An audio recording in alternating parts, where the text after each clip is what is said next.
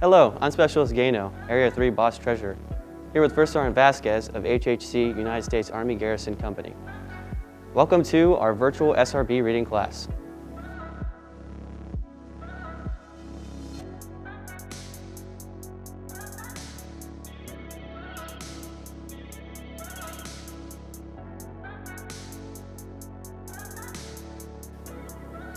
Good afternoon, viewers. I'm First Sergeant Vasquez, HHC First Sergeant for Camp Humphreys. So today we'll be covering the last two sections of the SRB, which is going to be Section 9, Assignment Information, and Section 10, which is going to be Remarks. So in Section 9, you'll see that it's a lengthy and wide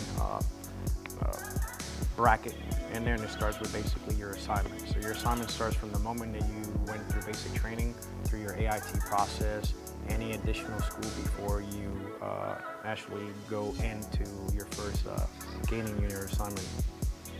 So looking at the Section 9, which you'll see right around this whole bracket, you see that the service member right now, when it says projected, so you understand projected means a future assignment that you have, maybe within the next 3 months to 6 months. The Army is usually giving people assignment within 6 to 8 months in order for them to do everything that is needed prior to APCS. Right underneath of that, it should have the information of the current service member, where he's or she's located at. So in this case, we have that the service member actually arrived to Camp Humphreys somewhere around 2019. And it accounts for all the time up to this point. So you have the assignment, which is going to give you your first, previous, all the way down to whatever assignments you've done to this point. The from, it's going to be the date that you got there. MO means nothing more than months. So based on the months that you've been at Camp Humphreys or in this particular location that the service member is in, it's going to count for that. And unit number is nothing more than a unit UIC. So every unit in the United States Army has a code which assigns that number or this code to know exactly where they're located at. Moving to the right of that, organization. So it's going to tell you exactly which unit you're in. The station, whether it's Fort Bliss, whether it's Hawaii, whether it's Camp Humphreys, and then location. So location is going to tell you what's going to be.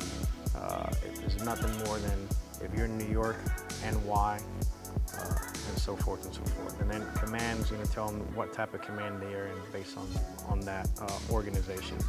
Duty title, based on the service member's rank, it's going to have them slotted based if the service member is an NCO, a section leader, or assigned to troops, whether it's squad, team, or anything bigger. And then the MOS that the soldier is actually doing that assignment in, and anything else to the right as far as language. So this describes the assignment information for Section 9. And Section 10, it goes over remarks. So remarks section, if you have taken a DA photo, particularly for senior enlisted, whether officers or enlisted, you'll have a photo in there, which is another thing where the Army's going where the photo, if you want it printed, you can see it yourself, you see it in your SRB. Other than that, when high headquarters look at the SRB, they're not looking into the gender or race or the photo of the individual. So in there, you'll have also anything as far as, re-enlistment the soldiers is going to have, or the one that usually shows up in there is your current HIV status as far as the testing, which is part of your medical.